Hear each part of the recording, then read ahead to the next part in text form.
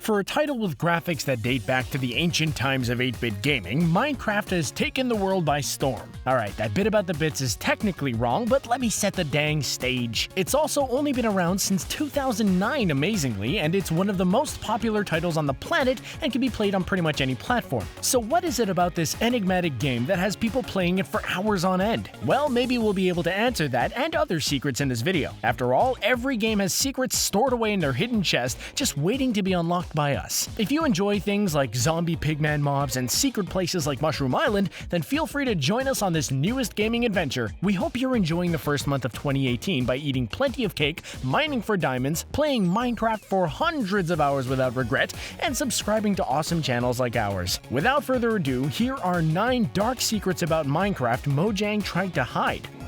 Mushroom Island. If you've ever dreamed of exploring a lost island in the middle of Minecraft, Mojang wanted to make it extra difficult to do so, although the decision wasn't entirely made by the publishing company. The Mushroom Island is a rare biome, often considered the rarest in the game. These islands are normally separated from all the other biomes because they all have cooties or something even more sinister. Okay, probably not, but the ocean divides these smaller sized pieces of land. On the rare occasion, you may discover a larger island. The islands are almost always covered in mycelium, which is only obtainable by using your shovel enchanted with Silk Touch. If you don't do this, it's just gonna turn to dirt, and it'll be a sad day for you. If you're a fan of Alice in Wonderland, or giant mushrooms, then those suckers can be collected all over the mushroom biome. If you don't feel like a large mushroom is your cup of tea, then there's always the regular-sized ones to collect as well. But besides these mushrooms, you'll discover the island is almost devoid of all life. There's only one type of mob specific to this environment,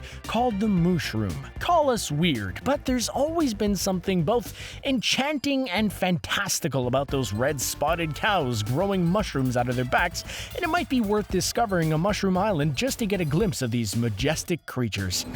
The Better Together update. Minecraft has always been on the forefront of technology. I mean, when most of us grew up dealing with Lego pieces painfully stuck to our feet, the children of today never had to suffer the way we did. Therefore, they're much farther ahead in technology in our honest opinion. It's also one of the first games to go out on a limb and unionize every platform to work together. We were actually extremely excited for this, although there were quite a few naysayers. One of the biggest skeptics was Stampy Longnose on YouTube. He had this to say about the newest update to Minecraft. There's obviously a part of me that's used to the older edition, and now suddenly this one is different. But I think some of the things I spoke here about were just objectively better in the older version. We get why Mojang decided to keep this update quiet, but what we also know is that they have a massive fan base to please. Their biggest challenge will be balancing between features which help new players jump right into the game, but also those that may hinder the ones who are familiar with the old methods. It's a difficult balancing act, and we hope that they're up for taking it on because it will be no small job. In the end, it'll make their lives much easier, and hopefully they'll be able to produce more error-free content for all platforms and devices with this Better Together update. That, or it'll completely blow up in their faces. Let's hope it's the first one, huh? HEROBRINE, the Minecraft Ghost. By now, we're all well aware of HEROBRINE and what he has done in the Minecraft community, or should we say what he has done to the community. He was the subject of a story told in a creepypasta and has had a ton of adaptations and variations since his original introduction. The original creepypasta story has HEROBRINE creating random constructions like sand pyramids and oceans or 2x2 tunnels and getting enjoyment out of cutting the leaves off of trees. The first HEROBRINE image was posted in a 4chan board showing the character littering a map with a bunch of pyramids and tunnels. It was actually later that the Minecraft icon would become what he is today. A popular streamer photoshopped him into screenshots and then decided to stage a hoax during a Let's Play stream. HEROBRINE popped up as he entered a room, and then the streamer ran out of the room screaming, promptly ending the stream. He pretended to be so shaken up by this encounter with HEROBRINE that he vowed to delete the world. It was in 2014 that the rumors of a new Minecraft ghost began to circulate. The name was allegedly Entity 303 and had supposedly been a former Mojang employee who killed HEROBRINE in the intent to replace him. Notch, the game's creator, had this to say about the newest popular character of his universe. Oh god no, Entity 303. What is wrong with you people? It's just a game, I can't deal with this. Go read a science book, people. There are no ghosts. Yeah, we couldn't have said it better ourselves, Notch. But then again, maybe Mojang is hiding a dark secret from the players. The dorm room Minecraft scam. You would think our cybersecurity would be at its peak by now, especially with how much money those guys are paid. The average salary of a cybersecurity analyst is somewhere in the range of $90,000, while the average salary for men with advanced degrees is about $70,000, and for women, it's $50,000. Three young masterminds pleaded guilty to the creation of a botnet which was powered by unsecured devices like wireless routers and security cameras. This ended up unleashing a series of cyber attacks on internet services around the world. It was a pretty explosive story which has been all but forgotten. Hats off to the Mojang public relations team for keeping it under wraps. The story is interesting because the three young students weren't your typical anarchists or defenders of the people. They just had an obsession with Minecraft. The three students say they weren't intending to bring the internet down, but instead wanted to gain an advantage in Minecraft. The name of it was MIRAI, and it ended up shocking even the guys who created it by infecting about 65,000 devices in the first 20 hours of going live,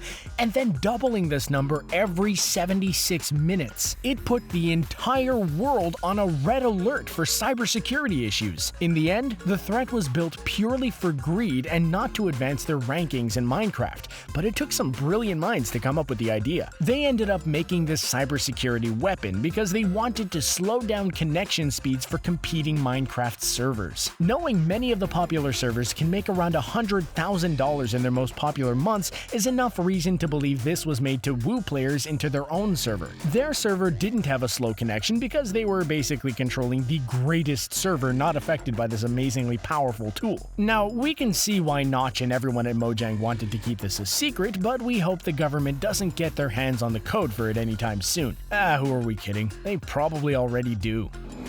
Trick the zombies. Did you know you can zombie-proof your village in Minecraft? It's a pretty cool trick, but it probably wouldn't work if a real zombie apocalypse was happening. Some smart Minecraft gamers used their brains for this trick. Whoa, sorry about that. Haven't eaten in a little while. The more houses a village has, the more villagers are likely to spawn into the village and breed. Zombies are a villager's worst nightmare, by the way. They come in the dark and they have the ability to call other zombies to their aid. Sometimes they can even come with armors and weapons, making them nearly impossible to defeat. But no one expected a loophole to arise, especially not Mojang, because they secretly like to watch us all suffer at the hands of zombies. Or so that's what we like to think. One trick to defeating the most difficult door-breaking zombies is to leave the door in an open position, so when it appears to be closed, it's actually open. Place the wooden door on the right side of the doorway. When you close the door, zombies will recognize it as open and be unable to break it. You might have to break the blocks next to the door to make this trick work, though. Another problem is that your villagers will frequently leave the safety of their house even when zombies are right there. Stupid Squidwards. Other zombie-proofing methods include taming and breeding more wolves and ocelots, adding more iron golems to the mix, putting in more cobblestone walls, and crafting glowstone blocks. What are your methods for tricking those pesky zombies? We'd love to hear your creative ideas because there's nothing worse than a zombie-infested village you have to try to maintain.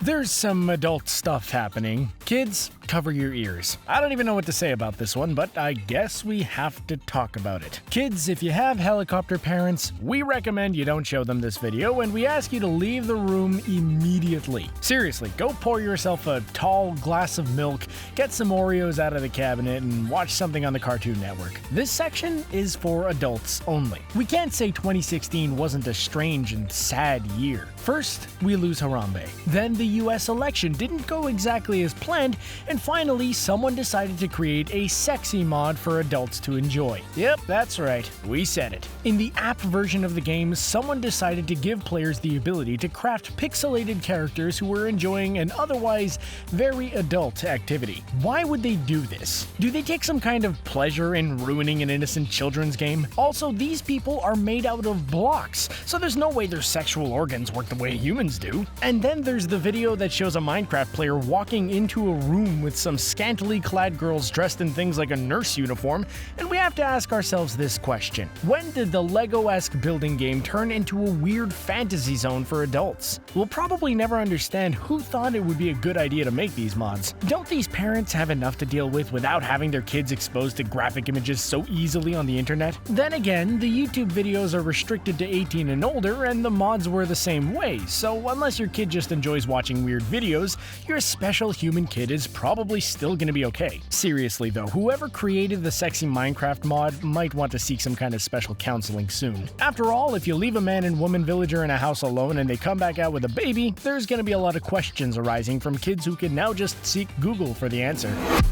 Pig zombies are really creepy. When you think about it, Minecraft can actually be a pretty efficient horror game. YouTuber Bucket Planks made an amazingly scary version of the game for Halloween, and we're not gonna lie, we screamed like little schoolgirls at the end of it. Well, half of us did. The other half laughed at the ones who screamed. Yeah, I definitely screamed. All it takes is effective lighting, a scary soundtrack, and, drumroll please, pig zombies. Yeah, that's right. The zombie pigman is undoubtedly one of the most downright frightening mob creations of the Minecraft universe. These zombie pigmen spawn in the Nether and when pigs are struck by lightning. They have a 5% chance of respawning as a cute and cuddly baby zombie pigman and another 5% chance of spawning into a pigman jockey. These things spawn with a golden sword and it may be randomly enchanted. The higher the difficulty you're playing at, the more likely the sword will be enchanted. Apparently, having a guy who's half pig and half zombie wasn't scary enough, so there also had to be the inclusion of an enchanted weapon. I guess Mojang's trying to let us in on a little secret. Sometimes life isn't fair, and you're going to have to battle your own zombie pigmen from time to time. It's like Mojang's weird Frankenstein creation mixed in with a life lesson about conquering your worst fears.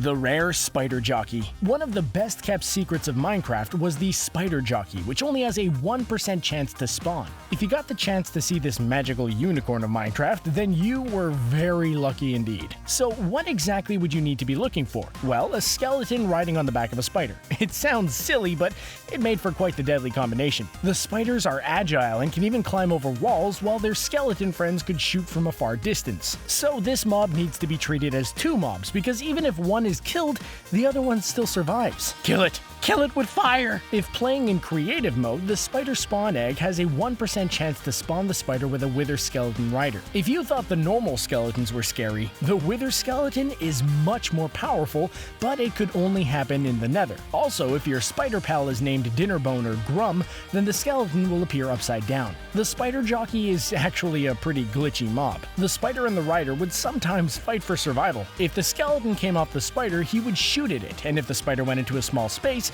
he could suffocate the skeleton. Yeah, it all sounds as bizarre as it looks, but it's such a rare occurrence, you probably don't have to worry about the strangeness.